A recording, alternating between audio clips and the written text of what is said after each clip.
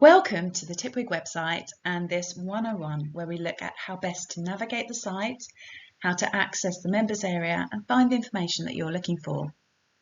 My name is Dr. Catherine Johnson and I am Forestry South Africa's communication consultant, and part of my role includes being responsible for TIPWG's communication. In particular, its communication through the website, the tip mag and various other infographics and SOPs. So this is the TIPWG homepage, and I'm not going to loiter here for too long. The role of TIPWG has been concisely covered by my colleague Jackie Mayer. But what it does provide us is an opportunity to showcase some of the thought process that went on behind the website. In particular, the use of infographics like this one to communicate key messages rather than text, and the use of drop-down menus to provide the additional text when and where required.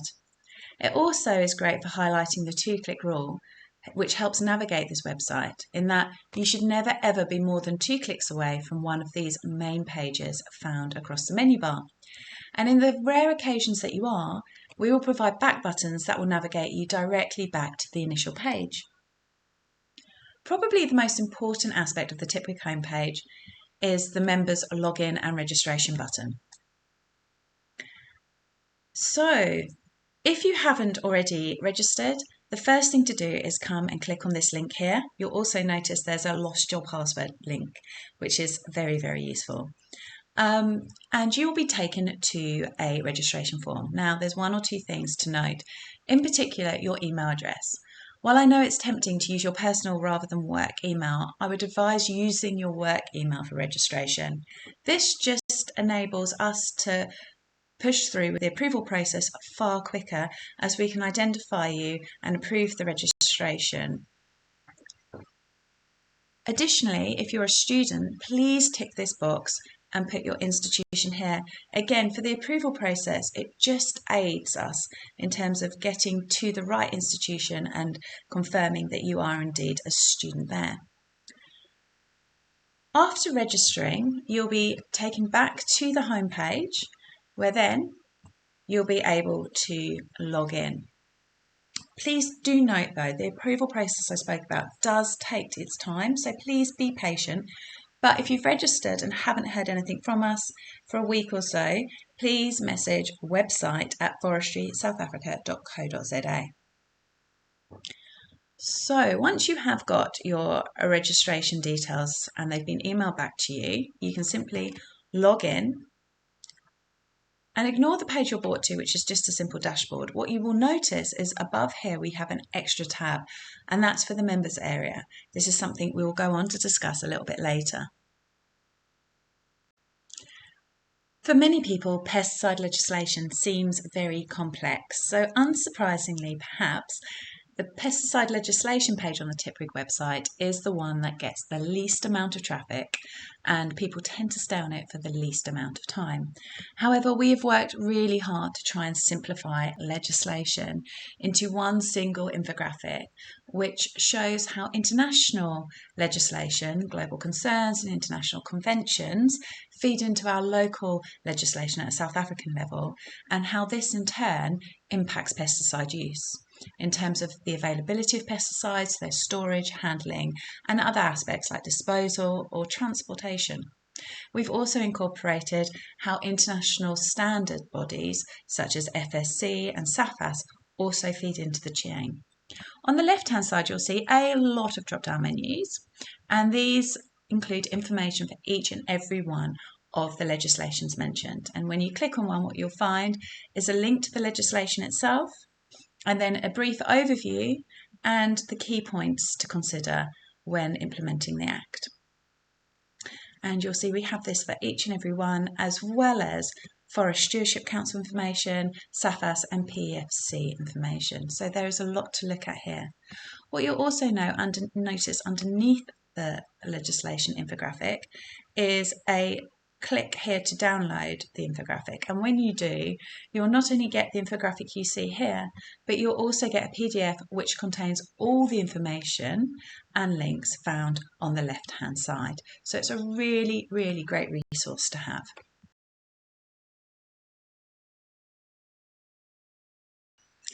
Next stop on this tour of the TIPWG website is the Integrated Pest Management page. And perhaps first port of call here is this button, which takes you to the FSA guidance document on integrated pest management produced by TIPWG in 2023 to aid FSA's members. Now, this document is based on international and national legislation, as well as the principles and criteria stipulated by international certification bodies. So it's well worth a read and only 14 pages long. What should be noted, however, is this is just a guidance document and not a sector standard.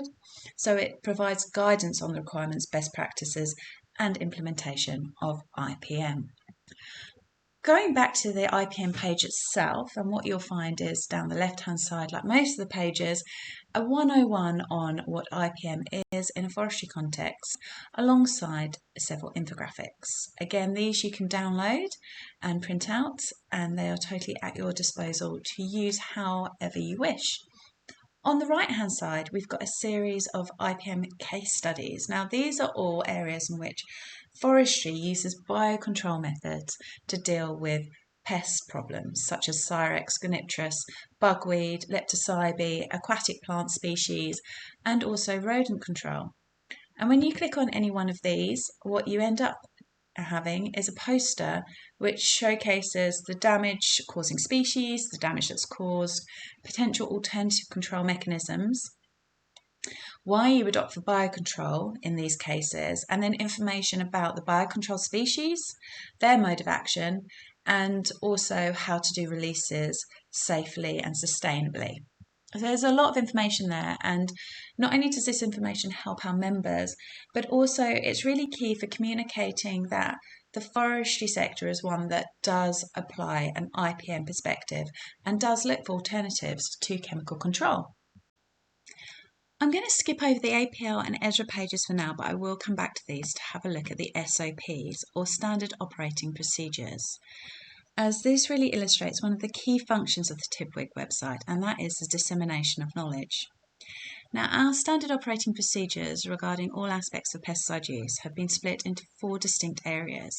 But before I go into those, I just want to take you through the Pregnancy Guidelines, which is another guidance document produced by TIPWG on behalf of FSA for FSA members. The document is here to help our members safeguard their female employees without discrimination by ensuring there are the correct provisions in place, including the industry policies and procedures that will look after them and any unborn fetuses or breastfeeding infants they have. If you scroll to the bottom of the page, you'll find a link to be able to download the guidelines in full, and I really advise that everybody familiarises themselves with them. In particular, what's interesting about these guidelines is it includes a couple of infographics that take you through a step-by-step procedure of all the aspects that need to be in place to protect women who work, especially those who are working with chemicals. And I'd really advise that all our members familiarise themselves with this and look to see if there are any gaps in what they're currently doing. Going back to the SOPs, and perhaps choosing one area, let's say pesticide handling and application. When you click on this, it opens up in its own window, and you'll see that there is a green border at the top where each and every one of the SOPs is housed. If we click on perhaps one of the new ones, drones for instance, you'll see the SOP pop up, and this one, all the information is contained in the SOP itself. Every SOP includes any regulatory considerations that need to be taken on board.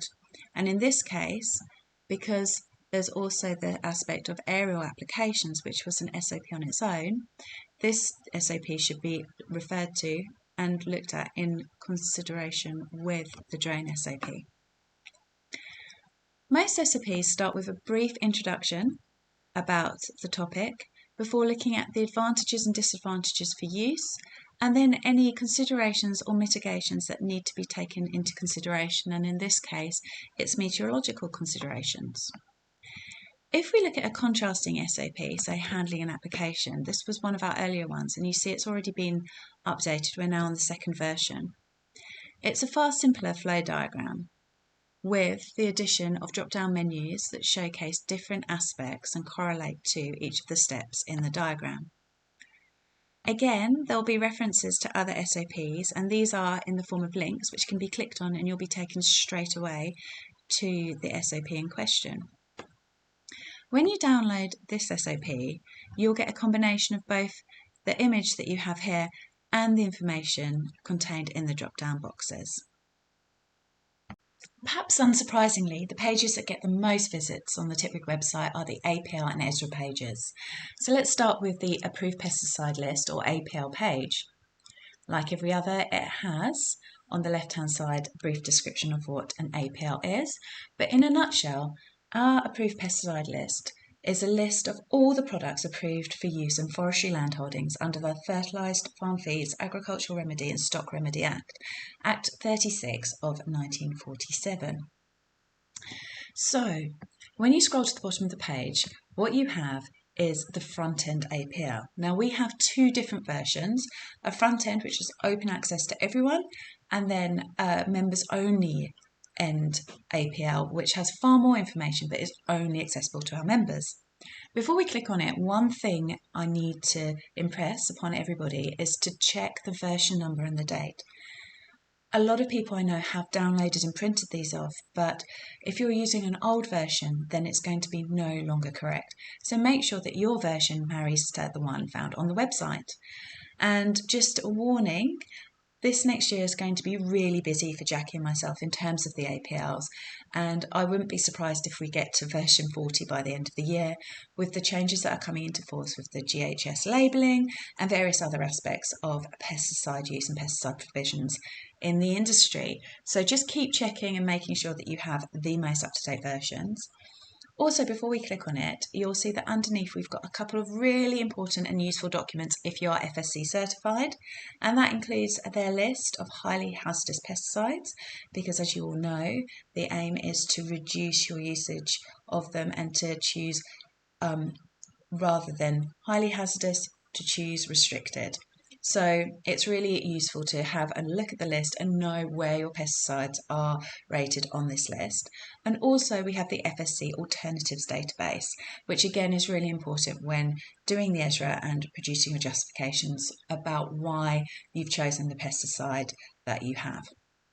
So when we click on the APL, get taken to another window, and here you'll see the APL. And it is a 8-page document, but it contains a huge amount of information. So starting from the top, what we have is we have the type of pesticide and its trade name. Now to the left of this, we also have whether it's approved for use in SAFA certified plantations, and also its FSC rating, whether it's considered restrictive, highly hazardous, hazardous. There's the registration or L number and the active ingredient. And then there's also information about where it can be used. For instance, spore kill is solely to be used in nurseries, whereas Eco-T can be used in eucalyptus E plantations and on eucalyptus seedlings in nurseries. When there's a letter, it will indicate the species, so W for wattle and P for pine. When there's just an X, it applies to forestry as a whole. Do, however, always read the label and make sure each and every time that you have read the label and then double checked to make sure that it is applicable for that specific area where you intend to use the pesticide and also for that specific application method. You also find comments along this side which include additional information regarding the pesticide in question. So moving back, what we also have on this page is a digital version of that list, and where this can be really helpful is when you're trying to look for alternatives or identifying a specific product for a specific problem without having to go to the whole list and working through that. Again, because we are going to show where in the forestry land holdings it can be utilised, there's a key to show whether it can be in a commercial plantation space, in the nursery, industrial areas, fire break prep or conservation areas. So if we're choosing, say, herbicides, and you click on this page, this is one area of the website where we are going beyond the 3 clicks. So, as we mentioned before, there are back buttons to take you directly back to the APL page. Here you'll find a drop-down menu, and it's done per active ingredient. And then when you click on that, especially for stuff like glyphosate, where you've got a lot of different forms of the active ingredient, they're then sectioned into those formats, and you can scroll down until you find the one you're looking for, say glyphosate glycine, glyphosate potassium salt, and there you'll have all the products under their trade names, information about use, and sorry if I scroll up a tiny bit, you'll see where it can be used. But there will also be notes. So, for example, only Roundup Turbo is registered for use in conservation areas. So, although we have conservation area signal there because you can utilise this active ingredient in these spaces, there's only one product that's actually registered, and that's why it's so important to keep checking the label. There you'll see we also have the registration numbers and CAS numbers for most products. So moving on from the APLs, we have the ESRA page, and the front end ESRA page is great for anyone who is not so familiar with the term ESRA, or Environmental and Social Risk Assessment. And this is part of the new FSC pesticide policy brought in 2021, and it is part of their IPM approach. So on this page we have a brief but nice overview of what an ESRA is, and for anyone who wants a bit more of a detailed understanding, then we have a button nicely labelled ESRAs in detail. We also have a great infographic which comes from the IPM guidance document but shows a generic framework for IPM in accordance to FSC's principles and criteria, and then also how the ESRA itself fits in within this. And again, you can download it by simply clicking on here. But the real information is housed in our members area, and that is where we're going to head to next. So welcome to the members area of the TIPWG website, and this is the real reason why we're urging each and every one of you, if you are an FSA member, to register. So as you can see, it really is dominated by the ESRAs, and we will go to those shortly. However, there's a couple of other interesting buttons and bits of information that's housed here that I really would like to alert you to. First of all is the list of pests and pathogens that are found in nursery settings. And for anyone who has a nursery, please take your time to have a look at this list and make sure that we've got all your pests and pathogens included. And if not, please contact Jackie Mayer because we'd like to try and expand our knowledge and this list.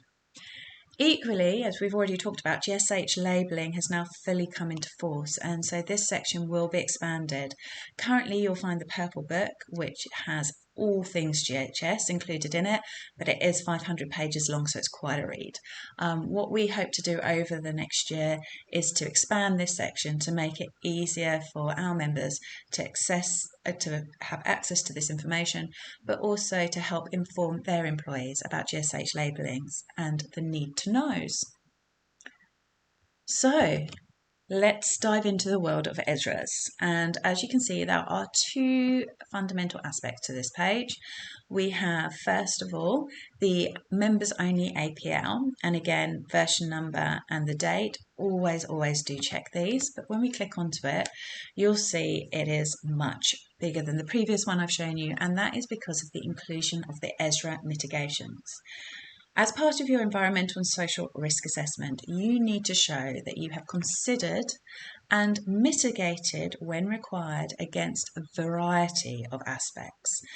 Now, what Jackie has done is she has identified all of these aspects, and these are found at the top of the table, and then for each and every active ingredient, and we'll talk about how that's done shortly, she has then identified with a cross whether you need to consider mitigation in this respect. Now, this does not mean that these are the only mitigation steps you should consider, because every single management unit is different. So it could be that you're utilising spore kill, but for your situation and for your particular nursery, there's additional considerations that you need to take into account. However, what this is really great for is making sure that you have definitely identified the ones that we've identified at a national level, and so therefore would be applicable to all, independent of the specific constraints of your management unit. So this is downloadable, and you can print out on A3, and it is really, really handy. So again, I would advise absolutely everybody to utilise this. Going back to the Ezra page then, I've spoken a little bit about the Ezra documents. Now, in lieu of a national Ezra, because in South Africa we did not have a standards development group when the Ezras were first being implemented by FSC, TIPWG, on behalf of FSA members, produced its own national level Ezra. And so it is widely applicable to the whole plantation landscape in South Africa. However, for those who want to utilise it, it is advisable that you adapt and adopt it as per your management unit requirements. So the way we've done that is initially we've got a generic Ezra. Now this covers all the considerations that you need to take into consideration when utilising a chemical. And there's also a series of generic documents, but here you can see the generic Ezra, and if you click on this, a Word document will be downloaded instantly. Then for each and every active ingredient, their own Ezra, apologies if I scroll down, has been completed at a national level. So for instance, if we go to G, because we've looked at glyphosate earlier, you will see that every single active ingredient, glyphosate active ingredient, or combination of active ingredients can be found here. And again, if you click on them, a Word document will be downloaded in the format of the Ezra. There's also, however, a couple that have been done on a product level, and this is with the new GSH labelling coming in, this is where we'll be moving to. It will no longer be possible to use active ingredients as a basis of the Ezras. It will have to be now done on a product by product basis, considering all the ingredients found within that product. And this is obviously where we're heading to now. However, it is going to be a long and arduous process. So we do ask that you are patient with us and give us time. Let's have a look at a particular document. And here I've downloaded the Grafton, and it will just take a few minutes for Word to open. But you can see that what we have is the chemicals, active ingredient, the product name, its CAS number, and a brief reason for why the treatment. Then we have the exposure elements and the minimum list of values. So these are your mitigation steps and what you need to consider when utilising, and the minimum list of things you need to consider. And then there's a justification as to why or why not the active ingredients poses a risk in this particular scenario. For this case, it's in relation to soil. And then finally, there is the mitigation strategies at a national level. Now, again, these would obviously need to be adapted and then adopted at a management unit level. However, it does give you the basis from which you can work on. So we're nearing the end of my website 101 today, and I guess the key take-home messages I want you to go home with is that TIPWG has a really great website that is easy to navigate, and it houses around about 95% of the pesticide information most in our industry will ever need. And if it's not here, let us know, because we always are looking to add. And the best stuff, however, is housed in the members area. So the call to action is register. Please, please, please register. I'm going to spend the next 2 weeks every day checking the database, checking new registrations, and we will look to process those as quickly as possible. If you have previously registered and you haven't had any information back, please re-register, if at all possible, using your company email address, or making sure if you are a student to click so we know the institution that you are associated with. And then explore. Go and check out the website, download SOPs, download the APLs, become familiar with where the different bits of information are housed. It really is a handy website for anyone, whether you are an undergraduate student just learning about the industry, or whether you are working in the sector and responsible for ESRAs at your specific management unit level. There is information on there for everyone. And the final thing is, give us feedback. It is the only way we get better, and we are on this continuous improvement journey. So let us know what you like, what you don't like, and where we can do better. And that's it from me. Thank you ever so much.